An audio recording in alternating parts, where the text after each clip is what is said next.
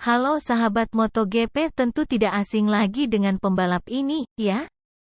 Meski hanya latihan, Valentino Rossi dengan mode Sunmori mencatatkan waktu 1 menit 44.703 detik dengan R1 versi standar. Ia terpaut 4,790 detik dari pemuncak tes yakni mantan muridnya, Nicolo Bulega. Valentino Rossi latihan bersama muridnya Ver46 Academy dan pembalap superbike lainnya di sirkuit Portimao. Jangan lupa dukung channel ini dengan cara subscribe, like dan share. Terima kasih.